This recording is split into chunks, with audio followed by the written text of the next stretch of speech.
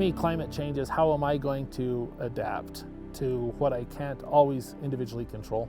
I would say for our farm, we are constantly trying to walk that line of how do I do more with less.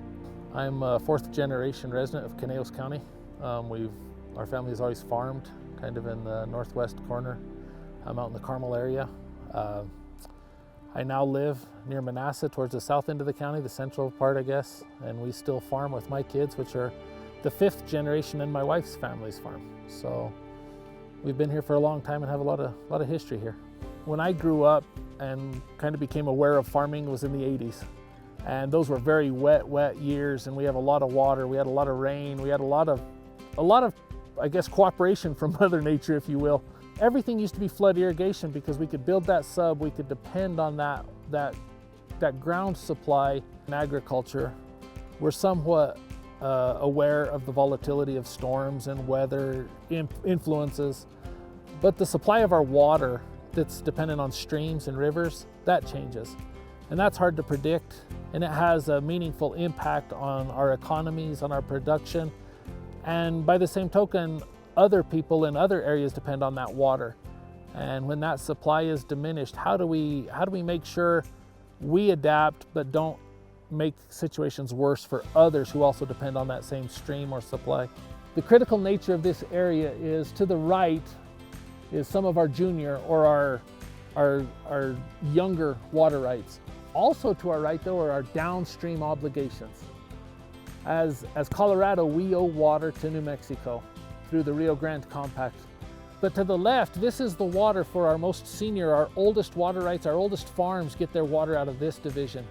And they come to a head every year of how do we divide that water to those oldest agricultural families and farms and honor what we owe to New Mexico as a state.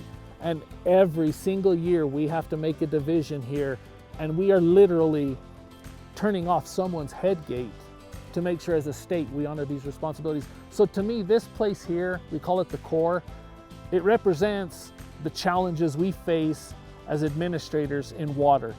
How do I walk that fine line of honoring both sides of this equation? And so the biggest challenge that I think that I experience, and I think my neighbors are seeing the same, is how do we plan for the next generation that means so much of the identity of these families? And I don't know what the answer is yet, but that's a challenge we all talk about a lot on because of these climate changes. How do we continually strive for profitability to maintain the culture of our communities and the longevity of our multi-generational farms? As individual farmers and as a community, we're really having to drill down on how we're going to adapt to the timing of our water supplies, the volume of our water supplies, and the demands we owe downstream to other states. Our area is so dependent on irrigation water that comes from the rivers. Knowing what's in our snowpack that provides for those rivers is essential. And so the technology of improving forecasting, improving the ability to understand how much water will come from that snowpack, and then I use that information to plan my year. If we're gonna have a year that has less snow, less chance of river water, I have to adapt beforehand. And so we purposely may fallow more ground than we normally would have done. Some of our water-thirsty crops we're having to adapt, and yet these farmers have been known for the crops they raise, for the quality of that crop. They've built an infrastructure of warehousing, of marketing, of equipment, and those things change. And all of a sudden, who's your identity? Not just as a farmer or a community member, but now what do I grow? And what's my market? You form relationships in this business, not just as with your neighbors, but those that you sell that product to. And now that relationship suffers because you're not in that contact. So it branches out a long ways more than just that individual crop you watch grow in the ground that year. I'm trying to be very, very deliberate in how I apply that water. We upgrade as much as we can through our application, which would be using sprinklers and center pivots. It would be too easy, I guess, to try to just go to the groundwater and pump the well and ignore those impacts. And so we try to be very, very mindful that we don't live in a vacuum. Everything affects something else. So We're trying to be less dependent on the groundwater to make up for where the river doesn't supply. You know what gives me hope is I live in this community that I know my neighbors and my neighbors know me. And we have our differences, but there's some foundational principles we all adhere to. We believe in community, we believe in God, and we believe in family.